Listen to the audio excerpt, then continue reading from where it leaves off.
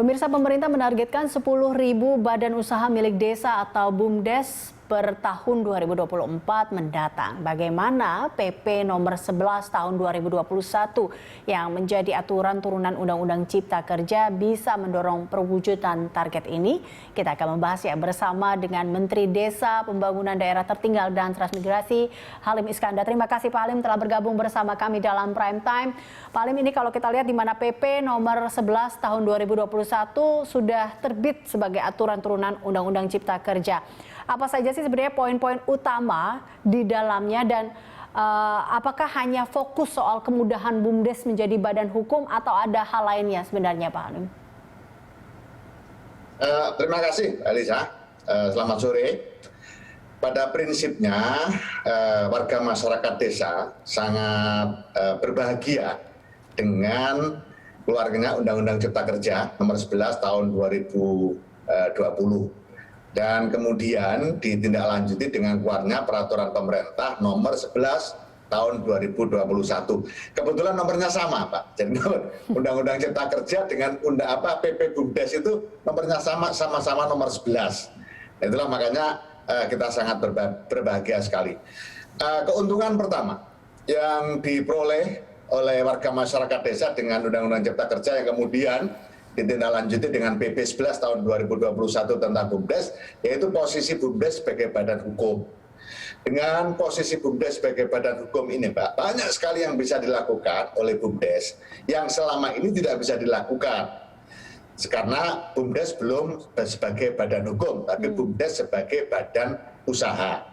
Nah, salah satu hal yang bisa dilakukan oleh BUMDes sebagai badan hukum, karena sudah berbadan hukum, dia bisa mendirikan apa saja unit usaha yang berbadan hukum.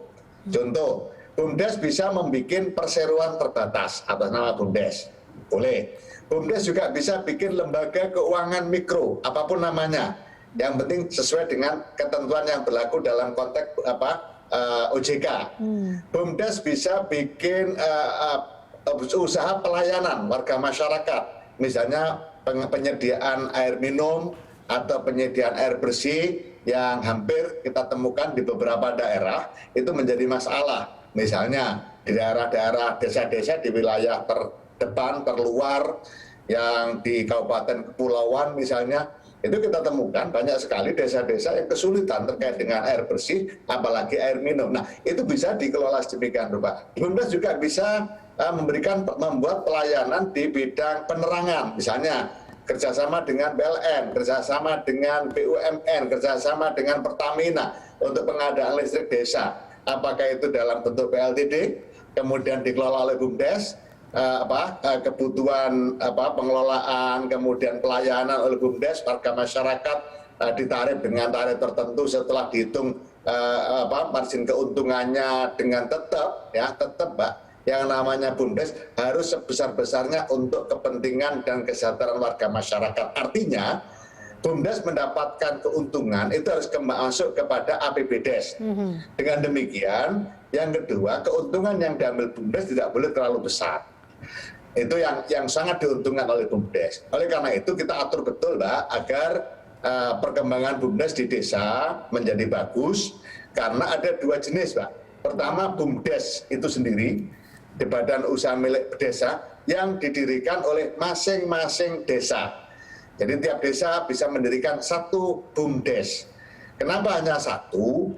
Karena memang di aturan yang kita bikin, di PP yang sudah disahkan itu, satu desa hanya boleh memiliki satu BUMDes.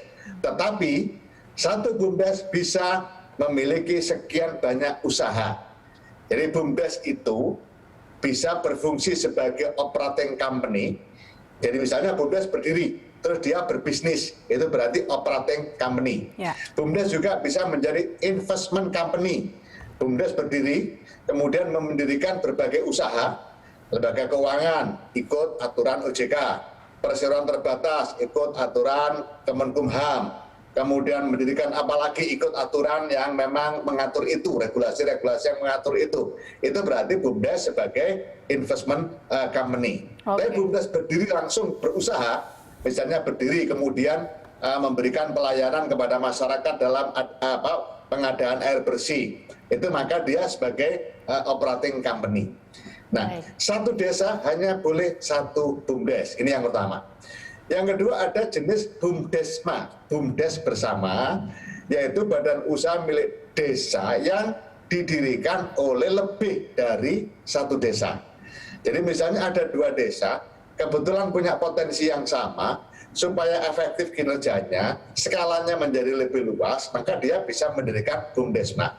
3 desa, 4 desa, 5 desa, bebas. Yang penting didasarkan pada kesamaan potensi dan kemudian saling menguntungkan antara satu desa dengan desa yang lainnya. Itu prinsip kemudian pendirian BUMDes. Dan yang juga tidak kalah pentingnya, organisasi BUMDes itu terpisah dari pemerintah desa, Pak. Jadi organisasi BUMDes terpisah dari pemerintah desa. Dengan demikian maka kepala desa tidak bisa mengintervensi kebijakan apapun yang ada di BUMDes. Ini penting banget, utamanya juga terkait dengan kepemilikan aset. Karena begini, aset desa tidak boleh diagunkan, Mbak. Tapi kalau sudah asetnya BUMDes, boleh diagunkan. Jadi misalnya BUMDes mengelola aset desa, misalnya untuk ekonomi produktif dengan mengolah lahan, pertanian dan seterusnya, tapi asetnya aset desa. Maka ini tidak boleh diagunkan untuk mengakses dana dari perbankan.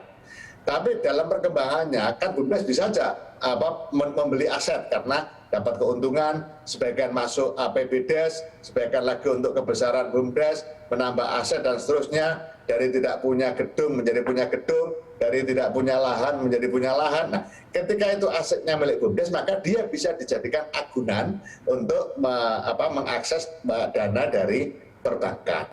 Nah, kemudian yang menyebut BUMDes maupun BUMDesma, Mbak, itu bukan hanya di PP 11. Di beberapa perpres, misalnya terkait dengan pengembangan usaha, itu ada sebutan BUMDes juga yang disebut secara berurutan. Secara nasional dikelola oleh BUMN. Kemudian pada tingkat kabupaten kota dikelola oleh BUMD. Sedangkan pada tingkat desa dikelola oleh BUMDes atau BUMDesa. Ini artinya kedudukan BUMDes memang sangat-sangat strategis dalam percepatan, peningkatan, dan pemulihan dan percepatan peningkatan ekonomi di desa. Demikian, Pak. Baik, tapi sejauh ini sebenarnya sudah diimplementasikan atau tidak sih, Pak? Mengingat bahwa beberapa aturan turunan Undang-Undang Cipta Kerja yang juga sudah diterbitkan hingga kini kan masih menunggu juklak juknisnya untuk penerapannya, Pak. Betul, jadi PP sudah selesai, Pak. Hari ini sudah pada posisi permen, terjemahan lebih lanjut terkait dengan PP itu, karena implementasinya harus dicantolkan pada permen sesuai dengan perintah PP. Misalnya bicara tentang registrasi, bagaimana BUMDes ini terregistrasi, karena semua badan hukum, Mbak, itu harus terregister di Kumham.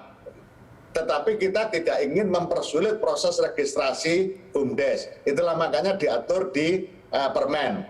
Misalnya proses pendaftaran dari desa ke Kementerian Desa, dari Kementerian Desa include kemudian masuk di Kemenkumham. Oleh Kemenkumham dikasih nomor register, maka dia sah sebagai badan hukum. Jadi proses pendirian BUMDes itu diawali dari Musdes kalau BUMDes. Jadi musyawarah desa untuk pendirian BUMDes. Bagaimana dimaklumi, Mbak, bahwa musyawarah desa adalah lembaga politik tertinggi di tingkat desa untuk mengambil keputusan apapun yang sifatnya mengikat untuk di tingkat desa. Perdes itu dibahas di musyawarah desa. Penentuan penerima BLT dana desa yang sampai sekarang masih berjalan itu juga diputuskan di musyawarah desa. Kemudian pembentukan BUMDes itu juga diputuskan di musyawarah desa. Karena musyawarah desa ini memang lembaga yang sangat strategis dan penting karena melibatkan seluruh stakeholder desa. Ada kelompok perempuan, ada kemudian BPD, ada juga kepala desa, ada juga pegiat desa. Itu masuk dalam satu forum yang namanya musyawarah desa. Baik, Pak, ini kan kita tahu bahwa BUMDes ini diharapkan menjadi mesin penggerak ekonomi desa. Nah, sejauh ini tuh sudah seperti apa sih, Pak, progres dari BUMDes itu sendiri di Indonesia, dan tantangan apa sih yang memang dihadapi sejauh ini terkait dengan pengembangan BUMDes? Jadi kalau bicara tentang pergerakan BUMDes di Indonesia, meskipun kemarin-kemarin belum berbadan hukum, BUMDes sudah bisa melaksanakan program-program atau kegiatan perekonomian. Udah banyak banget.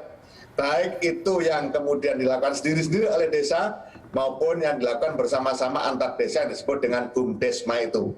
Contoh, misalnya di daerah Kandar itu di Maluku. Itu ada satu desa yang tahun 2015 itu masuk sangat tertinggal, Pak. Dan di tahun 2020 sudah menjadi desa mandiri. Ini saking hebatnya para kepala desa beserta perangkat desa dalam memanfaatkan dana desa. Jadi dana desa itu digunakan fokus untuk ketahanan pangan, yang kemudian juga dikelola bersama-sama dengan BUMDes. Hari ini surplus penghasilannya ya untuk produk pertaniannya sampai dijual di tempat lain. Kemudian di Jawa juga ada BUMDes yang menggunakan dana desa untuk padat karya tunai ekonomi produktif, pembuatan batik SDGs itu banyak laku banget sekarang. Nah itu juga menggerakkan ekonomi desa yang semula keluarga penerima manfaatnya itu 50, dengan adanya BUMDes yang menggunakan dana desa dengan padat karya tunai ekonomi produktif, sekarang keluarga penerima manfaatnya tinggal 20. Artinya ada penurunan yang sangat luar biasa yang disebabkan oleh pergerakan ekonomi yang dibangun oleh melalui BUMDes. Kemudian desa-desa yang sudah terbiasa dengan kegiatan BUMDes, misalnya di Panggung-Harjo Bantul. Di Panggung-Harjo Bantul itu ada BUMDes yang bicara terkait dengan optimalisasi pemanfaatan dana desa dengan menggunakan pasar desa.id.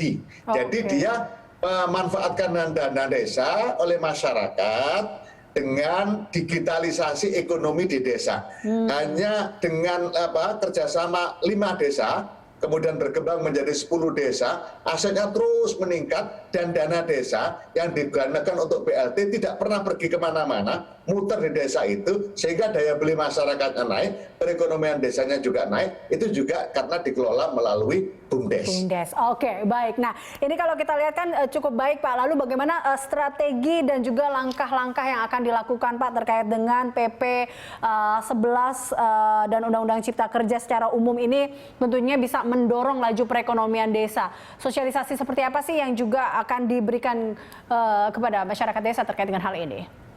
Jadi yang pasti pertama sosialisasi, tetapi tidak cukup hanya sosialisasi karena kita juga harus melakukan pendampingan.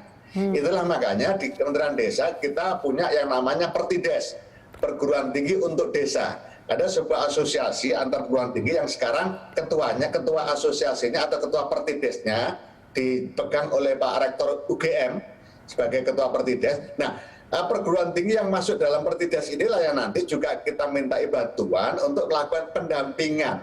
Karena kalau hanya sosialisasi tanpa pendampingan day-to-day, itu tentu tidak akan bisa berjalan secara optimal sesuai yang kita harapkan. Yang kedua, ada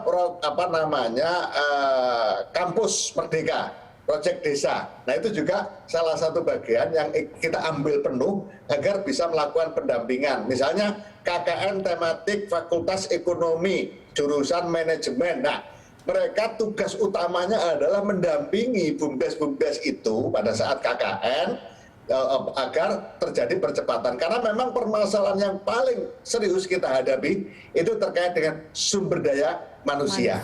Itulah makanya kita terus cermati. Nah, yang juga selalu saya ingatkan kepada kepala desa, perangkat desa, BPD, dalam membentuk BUMDes, pertama harus betul-betul didasarkan pada basis potensi. Jangan membentuk BUMDes dulu sebelum tahu basis potensinya. Oh, potensi di desa saya ini ABCD, maka saya akan mendirikan BUMDes dengan core kerja atau core bisnisnya ABCD. Jangan BUMDesnya berdiri kemudian bingung, ini mau kerja bisnis apa ya, itu jadi masalah nanti. Makanya kita selalu arahkan bukan hanya perencanaan pembangunan desa berbasis masalah, tetapi dalam pendirian BUMDes pun harus berbasis potensi yang dimiliki desa. Oke, baik. Terima kasih Pak telah bergabung bersama kami. Tentunya sukses untuk BUMDesnya. Dan pemirsa, demikian tadi perbincangan kami bersama dengan Abdul Halim Iskandar yang merupakan Menteri Desa Pembangunan Daerah Tertinggal dan Transmigrasi.